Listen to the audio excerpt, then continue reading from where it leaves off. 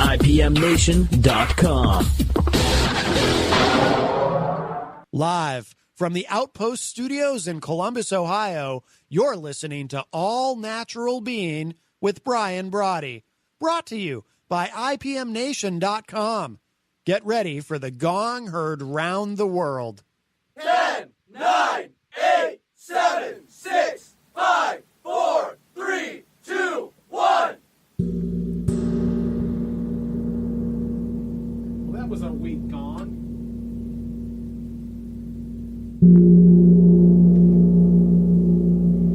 That was much better.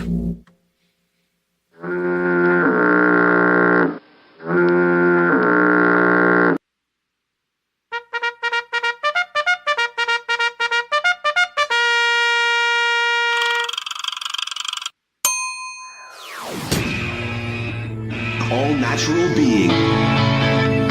Warning, All Natural Being with Brian Brawdy is designed to shake your sense of self to the core. It's full contact psychology with an empowering twist, a philosophical loofah for your soul.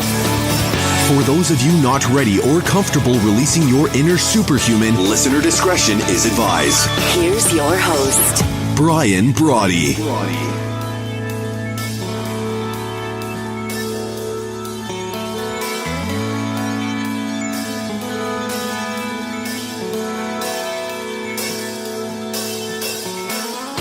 Good afternoon and welcome back to the beginning of hour 5 of our 24-hour marathon here at All Natural Being.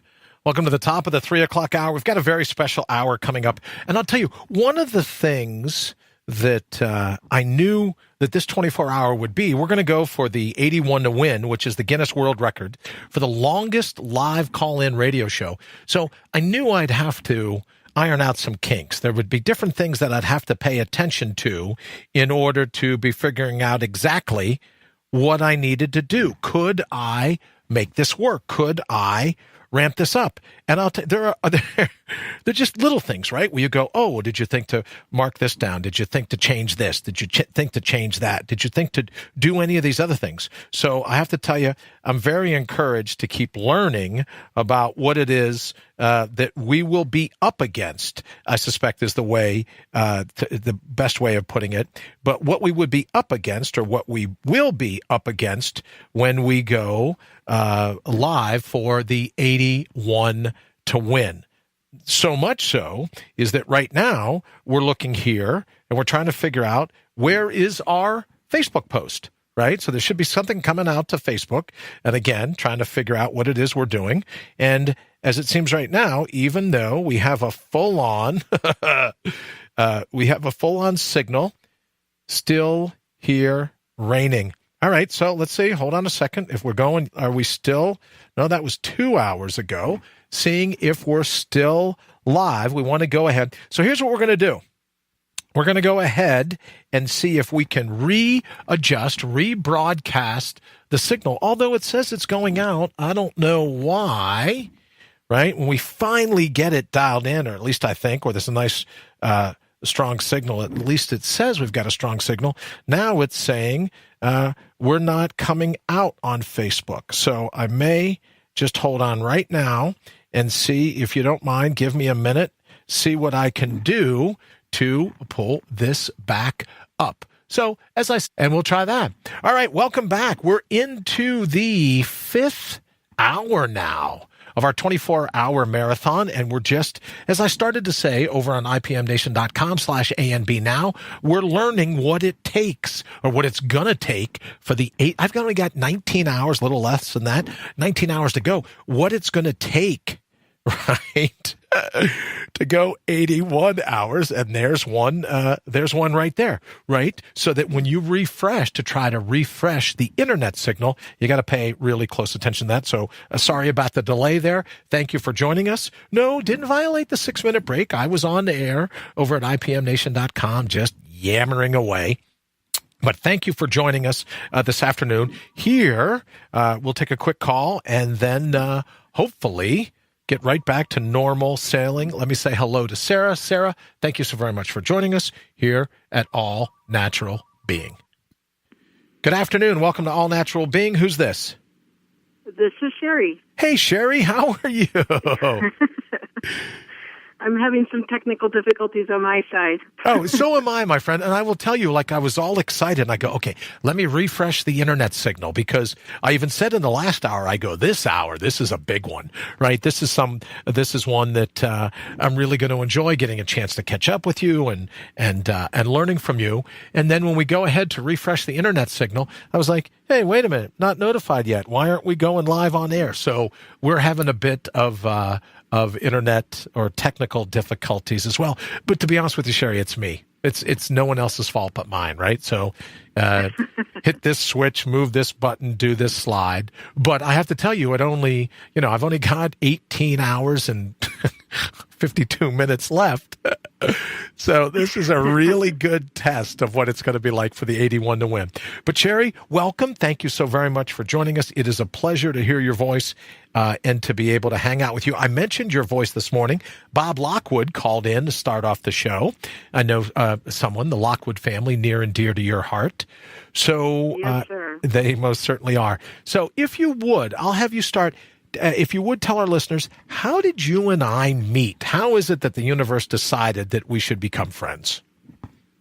Well, it all started through the Lockwoods. Mm-hmm. I knew the Lockwoods from several years ago when I first moved to the Chicago area. I met them, and it was actually before they were married. And at that time, I was having a lot of issues with my hydrocephalus. Mm-hmm. At the time, I was getting a surgery, a brain surgery to fix my shunt about every 3 months or so, and there was a lot of other complications. And the Lockwoods, through that time, it's actually how I got to know Becky Lockwood. And just through that, she was just so compassionate and just caring and was always there for me, and we actually became friends through that. So the Lockwoods had lived that part of my life with me way back, and that was in the early 2000s, and we've been in touch, and they're some of my favorite people. And one day, a couple years ago, I got a text from Bob saying a friend of mine just got a shunt put in, and he could use some information and a friend to talk to. And so that's how I ended up giving you a call. And Sherry, I have to tell you, I remember there's not a lot about, as you know, because I've been subject to amnesia. I've been subject to some of the other things that are going on. And I have to I remember specifically that day we spoke because I don't think I was prepared for the pain.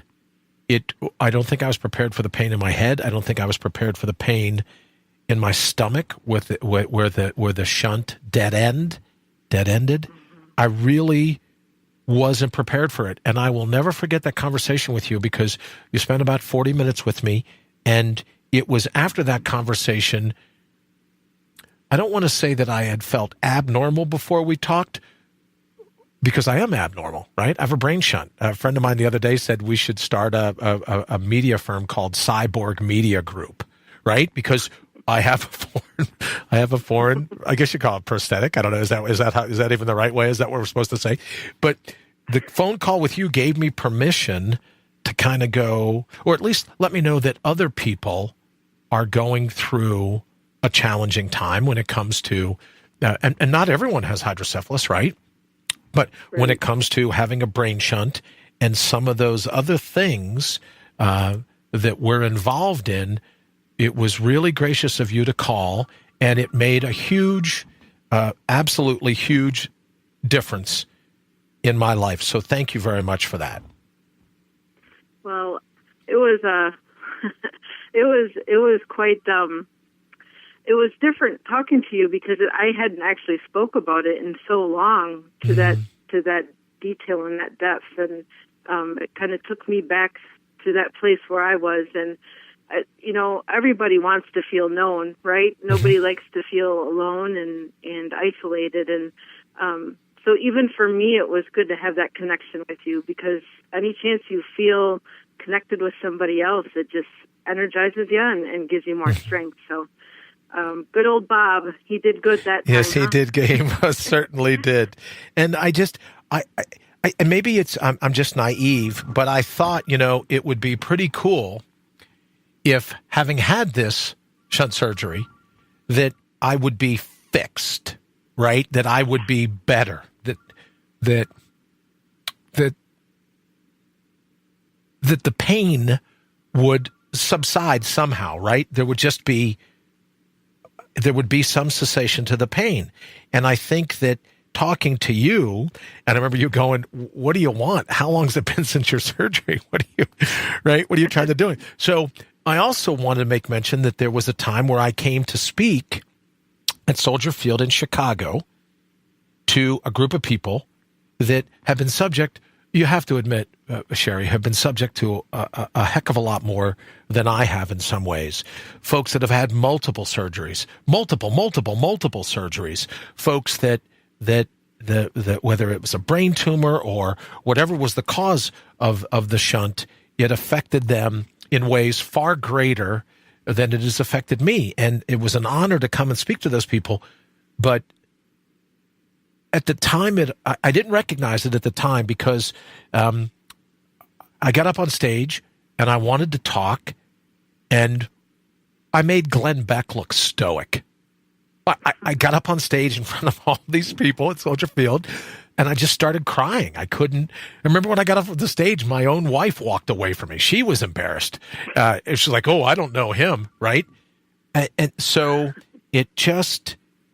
I don't think I was prepared. I don't think. Let me ask you this: Is there a certain function of, say, like a PTSD? Is there a certain stress that we deal with having going through brain shunts and having the revision surgeries and the like? Because I clearly wasn't ready to speak in public. I'm not sure I'm all that ready now. Do you think that's a function of what people are up against when they have brain tumors or shunts or any really formidable physical ailment? Do you think PTSD is a part of it? Oh, absolutely. And, everybody has a different version and a different story. So, and what I can handle is different than what you can handle and vice versa. Mm-hmm. But there's always a breaking point, and I think most everybody that was at that walk has experienced that breaking point in one way or another. Now, sometimes you have these little kids with the hydrocephalus, and they don't really know life any differently, and they're kind of unaware. And sure. Those are the kids I love hanging out with. Sure.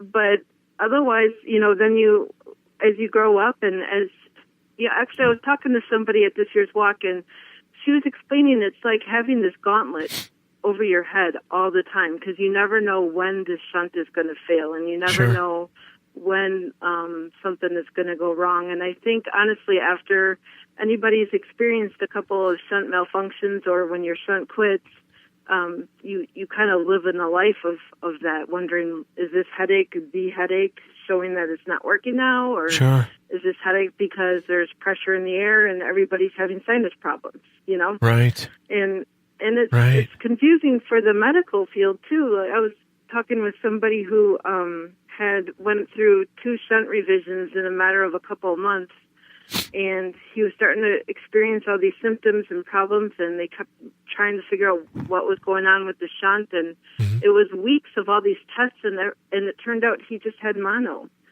But they were so focused on this other thing, so it can skew the other way, too. So it's unpredictable, and I definitely think that I always say the letters the wrong way, but it's definitely a part of it, having that stress and never knowing when it's going to happen. Well, I will say to you that, and I think so that people go, oh, well, you spent the whole hour talking about you guys. How about those of us that don't have brain tumors or don't have shunts? I think that's what we're talking about, is just that sense of knowing that life as we know it could be over at any minute, right? So we're not saying, oh, poor is Sherry, poor is Brian because they have brain shunts. Although I've joked all the time, I've never met a doctor that said, oh, good for you, Bri. Brain shunt, that'll tack 25 years. Right? That'll tack 25 years on your life. Well, I don't get a lot of that. But wouldn't you say that our lesson is a good lesson for folks in general? I mean, we're here in the United States. We have a holiday weekend, a long Labor Day weekend. And Tuesday morning, you'll get on the highway and you'll read one of the signs that go X number of people were killed in accidents this past weekend. So I think what you and I are talking about for the hour works for people, even if you don't have a brain shunt. You constantly have that gauntlet over your head. And yes, I wake up most mornings with just absolutely debilitating headaches. So I got to stand up, I got to suck down some hydrogen water, and I got to get up and I got to make it work, right? There's no other way around it. And I suspect maybe minus some of the other ailments that people have, we're all going through that way. We all get up. Maybe we all have a sense of dread one way or another. And we just have to bring the counterpunch to life. So you and I aren't terribly different than other folks, other than the fact that, right? Like I said, we're cyborgs. Yeah. Can I call us cyborgs? Am I? So let me ask you, and if you don't mind, can I just ask? So is it? Do we have what's called a prosthetic? So when people say, "Oh, well, what about this? What about that?" What do we call our, other than a shunt, right? What do we call our implant? I've never called it. I've said extra hardware in my head, but other than that, I've never really gone down that road to call it something. Yeah. So it's other than the shunt. I've got that. All right, we're going to open the phone. The phone's been ringing off the hook, but I just wanted to talk to you before we opened it up. 833-462-3988. 833-GO-BU. And Sherry, I let some folks know over at the Brain Health Foundation and some of the other organizations what has been going on. And I'll put up, because I absolutely love this, I'll put up your logo now when we talk about the hashtag No More BS. Standing for, obviously, no more brain surgeries, right? I just love obviously, that. Yes. Yeah. That's what it means. That's all I thought it meant. You know what I mean? So I'll put up so that if anyone wants some more information, what can I do to help draw attention? I know we were going to speak to some folks there. I don't know if that ever materialized. I would love it for the 81 to win later this fall, my world record attempt at call-in radio. I would love to be able to draw attention in any way you all think is best. And September is Hydrocephalus Awareness Month. No more BS. What are some of the things that you and I should talk about today? Well, one of the things that Hydrocephalus Association is trying to do is the big focus is just raising money for research. Okay. Right now, the medical field considers shunt our answers, and we know that it's not. So we Gotcha. actually have walks all around the country. Chicago just had theirs. Mm-hmm. And you can go to that website, and it'll give you a link that'll lead you to a walk. You can see if there's a walk in your area. Otherwise, it's just being informed and knowing. And, one of the most frustrating things, just like you said, when you got your shunt, you kind of thought, I'm going to be fixed. Life's back to normal. And that's certainly how it was presented to me. I was diagnosed in my 20s. I was 22, and all of a sudden had this hydrocephalus, and I got a shunt put in, and I had no idea that 50% of them fail. Right. Nobody told me that. Right. So we're just trying to inform and get the awareness out there, and trying to get some more research done so we can have a real solution and not this Band-Aid of a shunt. And Sherry, I think, especially prior to coming to the walk at Soldier Field, and maybe this is helpful for our listeners when you think, why is fate taken such a turn? Why is, why am I being targeted in this and that? And then I realized there are people. Can you talk a little bit about? I'm really lucky. I've had 3 brain surgeries in a little under. Well, I guess in a little under 2 years, but how many people are subject to multiple? I mean, didn't I see something about a young lady who's had 20 or 30 of them? So I guess the point I'd ask is that whenever we think it just looks the darkest for us, there's always someone that's struggling even more and struggling with a smile on their face. Can you talk about that a little? Well, sure. It is true. We actually have people that have had hundreds of surgeries. There's a girl that has been part of the No More BS campaign. She's had, I believe, last count, 144 brain surgeries, but she's also graduated from college. Good for her. So, nobody lets us, there's kind of this little slogan that shunts quit, but we don't. Right. And just to keep going and, obviously putting the right people in your life and having the right people to keep you motivated is a big thing. And that's one of the reasons why the internet is so great, so people can reach out and find other people that are going through similar situations and Sure. try to move on. But I don't really know of anybody that has sat back and said, I have hydrocephalus or I have a shunt and I'm done. Right. It kind of, in many ways, a lot of people take it like as a challenge, and I'm going to do this, and I'm going to do it with a shunt. Well, I have to tell you, my friend, it's a part of this. Now, truth be told, I went ahead here in Columbus, and I relocated from Chicago because the doctors that I was going to be relying on, I joke and call it the Columbus Cranium Shack. That only gets me in trouble whenever I make fun of them. But the Columbus Cranium Shack, I moved here in order to be close to the doctors and what I was going to need to do in terms of my recovery. So a part of my recovery was I decided I now have a face for radio, right? I look, I joke about I have a unicornish look. So having a face for radio, I'd set out to learn radio. So I went over to 1049theriver.com here in Columbus and said, look, I know nothing about a board. I know nothing about all these DBXs and gain and this and that and everything else. And I volunteered to wash their cars, shovel snow, cut their grass. I said, I'm not terribly good as a mechanic, so I don't think you'd want me in your garage, but I could volunteer to do all these other things. And all I'd like to do is be able to sit and watch you do what you do. Well, kumbaya for everybody but Brian. Never heard from him. Never returned my emails. Never returned from anything. So a part of it, when you say, Sherry, look, I'm going to do this and I'm going to do it with a shunt, I set out shortly after I realized they were never going to call me back. They were never going to respond to my emails. I'm going to go ahead and go after the world record, and that's how I'm going to do it. So I think a part of it for me has been, I've always been nuts, right? I've always had that kind of thing going. Hi. Oh, I have no. What? Okay, you want to come and say hello real quick, Sherry? Hold on 1 second. Can you? Oh, very nice. The Flash. Well, come on up here. Hi. Okay, here, Sherry. Here's one of you remember one of my executive producers in his new Flash T-shirt. Say hello to everyone. Hi. Okay.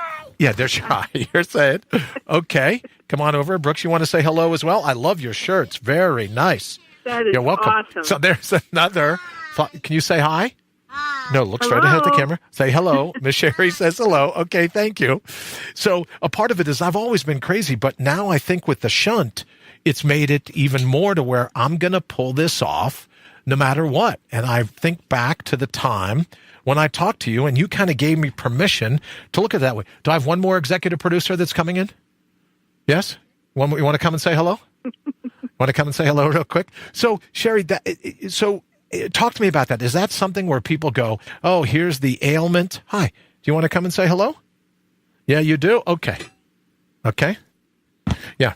Forget that we're talking about all natural being and we're doing it now with a Rice Krispies treat in our hands. Yes, forget the all natural being. Oh my gosh, she's gotten big since the last time. She has gotten big since the last. I haven't seen her since the walk. You haven't seen her since the walk. Yes, she has. Say bye-bye. Bye-bye. Bye-bye. Okay, sounds good. Bye-bye. So there are my 3 executive producers. Thank you, baby, very much.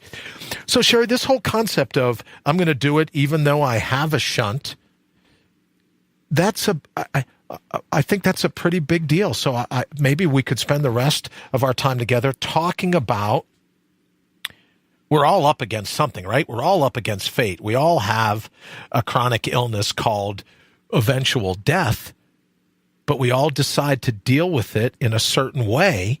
And when you have a brain shunt, you just got to get up and go, I don't care about the pain anymore. I tell you, my friend, I would love to get to the point where I could get through a day without worried about the headaches, right? It's like waiting for a phone call that you don't want to come. It's like, but then I imagine there's other people, as you said, this one young lady that's gone through 140 brain surgeries. I can't even imagine what her family must be going through. You know, and I think about it a lot, Sherry. I think about what I subject my 5 kids to. I think about what I subject my wife to. I think about that a lot. Is that something that you deal with as well? Oh, sure. Yes, very much so. And back when I was having all the shunt problems, I was in my 20s, but I still needed my mom. I needed my mom very much. And I was in Chicago. She was up in Wisconsin, but she got to the point where she actually had a to-go bag in her trunk. So she would get a call at work that I'm about to have surgery again, and she would just get in the car and drive down and be ready. And you know, I actually ended up towards the end of a lot of the chaos with my shunts. I had to spend about 2 months in the ICU, and she was sorry for my dog. She was there for me almost every single day. Her job was extremely pleasant and forgiving, and she was there. Sure. And then about halfway through the stay, it was about a month in, I was really starting to become bitter and, you know, just upset because I hadn't felt air in a month, and I haven't, you know, been able to leave the room in a month. And I had this thought that you get bitter or you get better. And I knew that at that point you have a choice. And that's something that we talk about a lot. Sometimes we have some of us get together for coffee, and we'll hold each other accountable. Like, are you getting better, or is that a bitter move? And it's something to constantly keep in your mind. And I was actually very, very, very happy that came to me, and it was a new focus. And I told my mom about that thought, and we talked about it. And so I tried my best to have a positive outlook the rest of the time. It was like another month I was in there.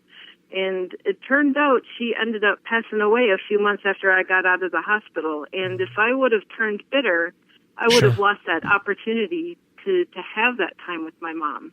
Sure. And so instead of sitting there in a bitter way, so something that we keep in mind is that when you turn bitter, not only are you just affecting yourself, but you're affecting others around you and relationships and possible outcomes to good things in your life. So that is very powerful. Bitter or better. That's something that I will use from now on for sure. Sherry, can you we're going to run to the bottom of the hour real quick. Can you hang for a couple minutes, and then we're going to go into our, if it's okay with you, our second half hour. We'll be taking calls. So if there are people because I think that's something that all of us can use. Are you going to be bitter, or are you going to be better? Maybe we have a chronic illness that isn't a shunt, or isn't a brain tumor, or isn't hydrocephalus, but you know, there's people dealing with all kinds of ailments. And I think that's great advice, Sherry. You ask yourself, get up in the morning, look in the mirror. Am I going to get better, or am I going to be bitter about it? So if you can hang with me for just a minute, we'll be right back. Okay. All right. Thank you very much. Thanks. Say hello to the dog for me as well. Okay. You're listening to the #1 rated all-natural being with Brian Brawdy here on IPMNation.com. Some say he was crazy long before they found the tumor.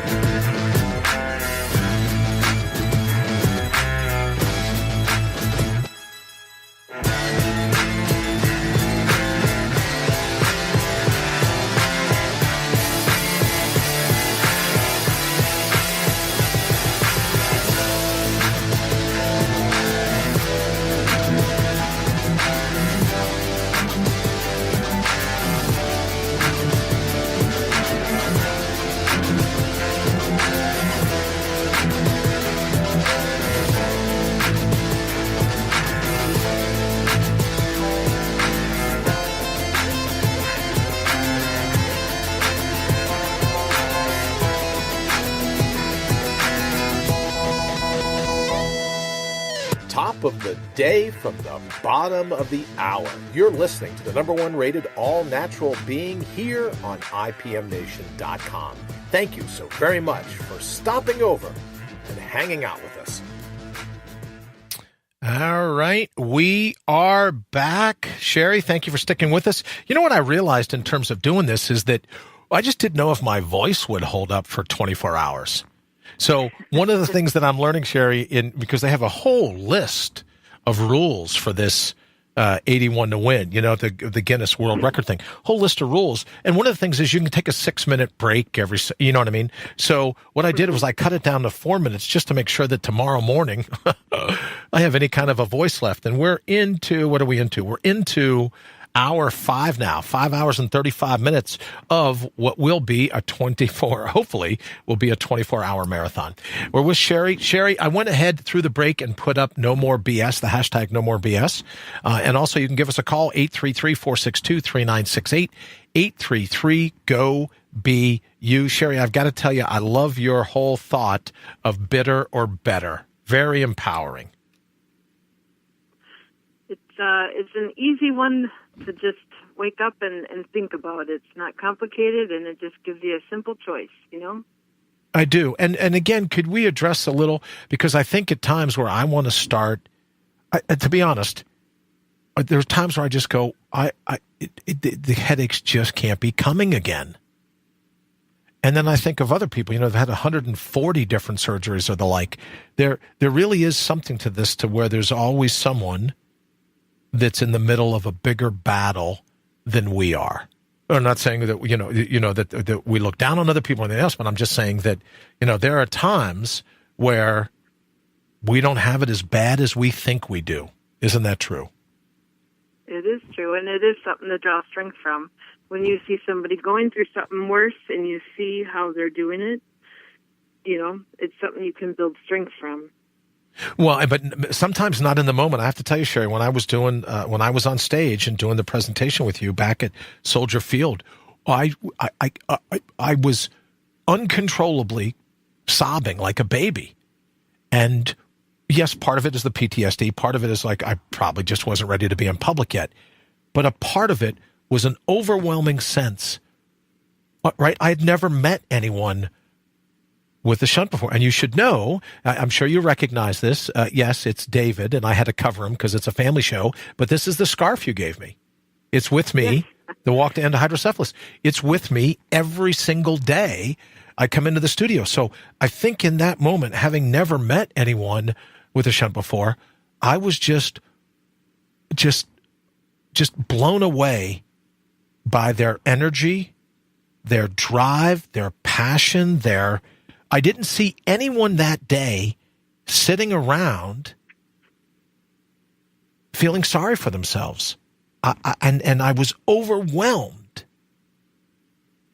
by the struggle that some of them go through. And that walk has the best energy there, doesn't it? It really does. So again, I apologize to you and whoever else was running the show, because they're like, oh, here's Brian. He's going to come, and the TV cameras and all the rest of them are there. And like I said, I made Glenn Beck look like he was cold and heartless, right? I couldn't stop. And I think I know a part of it was because I was just so thoroughly impressed with everyone there. And you want to get up and say, yeah, I'm having a bad day. And you meet some of these people and they just do a great job at handling it. Maybe that's the best way for me to put it. Yeah. I'm always impressed with the parents, especially now that I'm a parent myself, to think that it's something that my child could be going through. I'm always just, I get a lot of strength and energy from those parents that are there fighting for their kids, and that's always kind of emotional to watch too. Just seeing them fighting for them. Well, I have to tell you that I would so much rather double my headaches, triple my headaches, than have any of my kids go through this. Right? I would so much rather just shoulder that myself than. And I think that when I was there and I saw all these people, they just have a courage. about them that just blew me away. I was just humbled by it. And, I got all the credit for being the guest speaker and this and that, or the MC, whatever the hell I was called. But the true heroes that day were the other people that I met. And as I say, I have the bandana that you gave me that day, and I see it every day. So it makes me think of you and everyone there. And I thank you again. So, but let me do this. We're going to open the phone lines, 833-462-3968, 833-GO-BU. If you have a question for Sherry, or you just want to call in with a comment. Sherry, where is research going, right? Like you talk about one of the things, and I'll put the logo back up here. We talk about one of the things with the hashtag no more BS. Where's some of the technology evolving, or maybe it isn't technology. Maybe there's eventually going to be a cure where we won't need these brain shunts. Where do you see the field going in the next 10 years? Well, I do know that one of the focuses is on genetics. Okay. And just seeing if there's a link there. And I know that they've gotten places with that. I don't know details. Okay. And then there's there's some research that's being done that it's more about controlling the shunt than it is about replacing it. So is there a way I know one of the things that's floating around out there is that your phone can receive a signal if your shunt isn't working correctly. So that way, before you start to have the awful headaches and the comas and all the other issues with shunts, that you have this awareness first. And then there's, they're working on other ways of controlling it. So I don't know a lot of details. If you go to that hydrocephalus or the nomorebrainsurgeries.org, there's some information on the research that's being done. One of the things that the HA did is that they recognized that the people who were doing the research were kind of getting older, and there wasn't a lot of people out there. And so what they did is that they created these scholarships to help fund some research, and they have students, these medical students, apply to be a part of it. And they choose, I think maybe 3 or 4, and these students then work with the researchers that have already been doing it for years. So therefore, their research isn't going to be lost, but it'll actually be continued and carried on, and we can ensure that there's new people out there working on it. Well, I have to tell you, one of the things that was most surprising to me is that, doctors would say, well, A or B. And I'd go, well, that was your experience? Oh, no, I've never had a brain shunt. So long about the 21st or 22nd day, long about the second, most certainly long about the third surgery, when a doctor would come in and say, well, here's why this or that. And I go, was that your experience with the brain shunt? Oh, I've never had one. So I started to get a little, I think the only word, to be totally, totally honest, I started to get a little pissy, right? Where I was like, okay, so, right, you've never had one. You don't have any clue whatsoever of what I'm going through. No clue at all what I'm going through. So why should I listen to your opinion? And they go, well, we really don't know. I mean, I'd even have some of the neuro nurses that came in and go, we just don't know. We don't know why it's working the way it's working or not working the way it's working for you. So when I hear you say that a lot of people in the field are getting older, I mean, I'm not requesting neurosurgeons to go out and get brain tumors, right? I'm not requesting neurosurgeons to all of a sudden come down with hydrocephalus. But I got to tell you, if I found a brain surgeon that had a shunt, I'd be going wherever he or she was, because no one was prepared. No one would be able to say, oh, yeah, here's what's going on, because they just can't. No one was able to tell me. You were the first person that said, Bri, here's what you're going to be experiencing. Here's what you're going to be paying attention to. So I like that in terms of you saying, okay, great. Now we're getting people in the field that haven't been doing it forever, because I wonder at times if there is a little occupational blindness and where people are seeing, or maybe just because they've never had them before, but the headaches are, well, you know what the headaches are like. So in addition to moving forward into the future with some different types of things. I'd love it if my cell phone could tell me, right? Because I'm affected by barometric pressure of the storms. If I stay laying down too long. Now we're going to find out here over the next few hours, am I affected if I stay upright too long? Right? Is there too much gravity working on my shunt? So I'd be all over that. What are some of the other thoughts when you think about what the future holds for people with tumors or hydrocephalus or shunts altogether? Well, thanks to the power, I think the internet is certainly going to help, because I think a big part of it is obviously keeping a good attitude and keeping in that positive mind frame, and it's hard to do that when you're all alone. Sure. So one of the best things that's happened for us is the internet, and that we have a Facebook support group for the Chicago area, and Okay.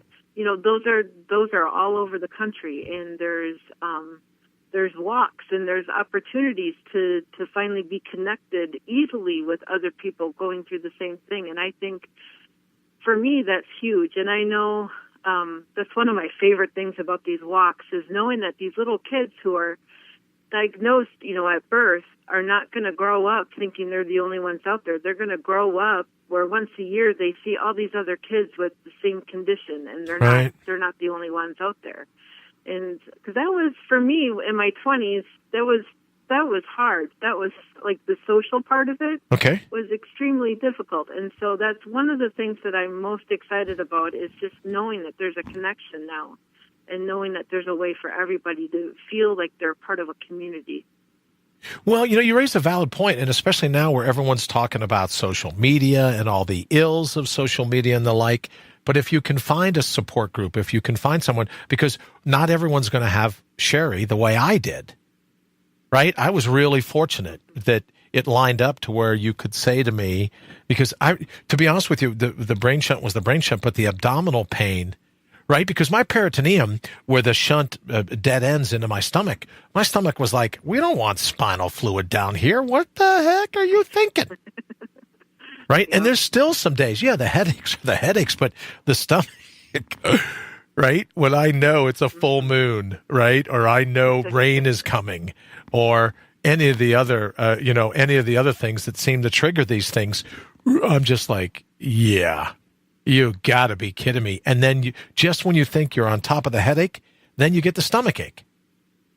And you go, wait a minute, is this shunt working on either end? It doesn't like being in my brain. It doesn't like being in my stomach. Nobody's happy. I'm miserable. So I'm all over the idea of a shunt that it calls your phone and goes, look, yeah, this is a big deal. You should pay attention to this. Because to be honest with you, Sherry, there are times I don't know what to pay attention to anymore.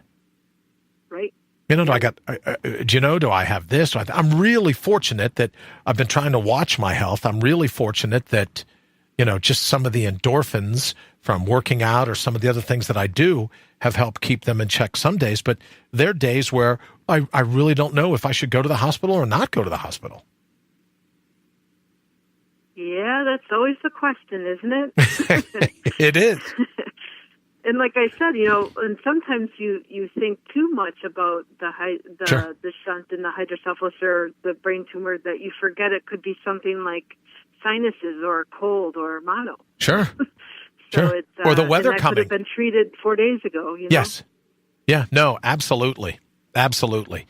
Well, I promised I wouldn't keep you for the whole hour, and I just let me open the phone lines one more time: 833-462-3968, 833-GO-BE-YOU. If you have any questions, and Sherry, I again, as I started out this hour, I will never forget the kindness that you showed me, and I remember where I was. I just all of it, and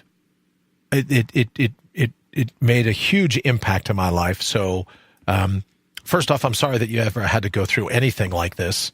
And a second point is that I really appreciate all of the counsel, all of the different things that you've said to me. And they've not always been easy conversations.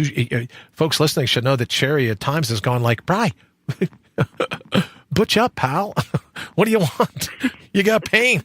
Deal with it, right? So it's you've given me the counsel that I needed every time I've needed it. So I thank you very much for that. So what else? What do you got going on for the rest of the weekend? What are you going to be doing? I want to tell you about the True Fruit Thank You. I want you to go, when you get a chance, Sherry, not now, but the True Fruit Thank You. I wanted to find a way for people spending time, giving me their expertise, letting me know what was going on. So I came up with this concept called True Fruit Thank You. A friend of mine who owns True Fruit makes these really great freeze-dried fruit and then dips them in really good antioxidant-rich dark chocolate, and he calls it True Fruit. So I thought, we'll do the True Fruit Thank You. Now, I can show you the raspberries. I can show you the bananas. I've eaten a bag of cherries. There was another bag. I ate that too, over the course of my preparation for today.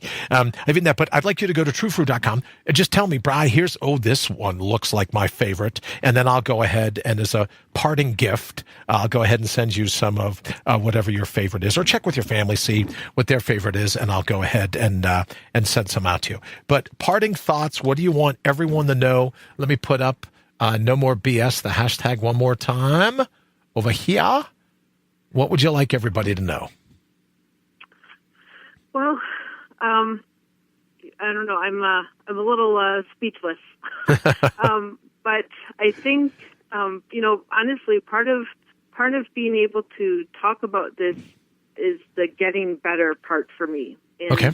I think that that's true for a lot of us, that we want to share our stories. We want to get the word out there because it can benefit others, but most of all for the awareness. And, we just got to keep fighting because one day there might be a change and you and I can talk about, silly things or sure. What our kids are up to. And it'd be great to live without headaches and without the constant wondering. So we'll just keep looking forward and trudging ahead, and that's our goal. Well, I thank you again, my friend. Thank you for taking the time out on a holiday weekend here in the States. And thank you again for the counsel that you've always given me. And I think you have a great message because you don't need a brain shunt. You don't have to have hydrocephalus. You don't have to have had a brain tumor to look at the situation you go in and say, am I going to get better or am I going to be bitter? Right? It's just it transcends whatever ailment, whatever it is that fate's doing to chop block you in the moment, Sherry. I think that's just a great question. It's an empowering question. Am I going to get better or am I going to be bitter? And as you've probably heard me say here in the show, we can't help being targeted by fate, but we can most certainly bring the counterpunch. And that's what I love about your question. It's very empowering for everyone listening. Am I going to get better? Or am I going to get bitter? So I thank you very much for that as well. Oh, you bet. You bet. And it's been wonderful to talk to you, and Thank congratulations on the big 300. Thank you very much. Now 304 or 305, right? I'm going to milk this for all it's worth. If I get to stay up for 24 hours. My boys are curious on how you're going to do in the wee hours. Yeah, so. well, they're welcome to call. I'll be up wee hours, right? I've got a board, Sherry. I'll show you. I've got a board with all kinds of cool people like yourself that are calling in. But I will tell you, conspicuously missing is the 5 to 6 and the 6 to 7 tomorrow morning. So yeah, there'll be wee hours, and I'll be I don't know. I'll be doing something. I'll think of something to do. But I'll leave you with this thought: where you have, am I going to get better, or am I going to be bitter? A little bit of my tagline is, I don't know how I'm going to win, but I absolutely refuse to lose. Right? I can't picture in my mind how I'm going to be successful, but I know I just refuse to lose. And a part of that comes from the time that I spent with you at the Hydrocephalus No More BS walk at Soldier Field, because those people are the true heroes. Like I said, I've gone through 3. Some have gone through 30 or more. They're the true heroes. So I will keep that as I keep you, and I will keep them in mind as I do it. So thank you very much. And if your sons are up early and they want to call, if anyone in your family is up early and they want to call, you're more than welcome to use the number. Thank you so very much, Sherry. All right. Thanks, Brian. Okay. Bye now. Bye-bye. Yeah. You know what? Maybe there's someone that you know in your life that you could be that person as Sherry was to me. Just that call when I needed in the moment, because I was busy, lying in bed, feeling sorry for myself and just going, it can't be this painful. It just can't be this painful. And Sherry was definitely the person that helped me out of that particular moment. So maybe there's someone that you could be, right? And I don't want to use the word angel because it's too cliche and everyone will go, oh, this and that, right? But is there someone that you could be that person for, that in a particularly dark hour,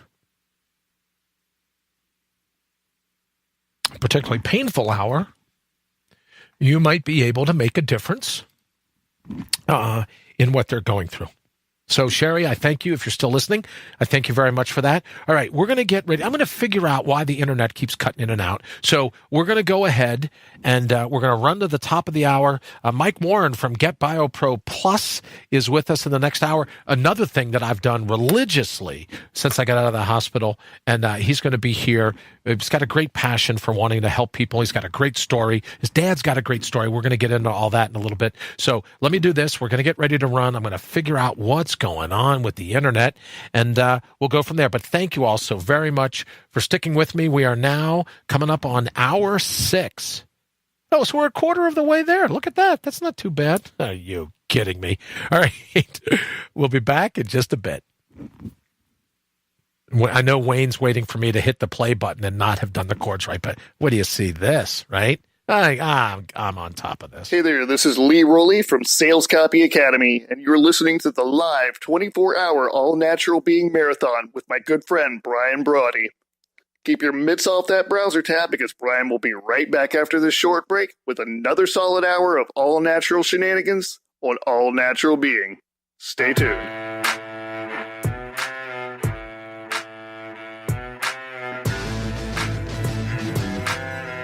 IPMNation.com.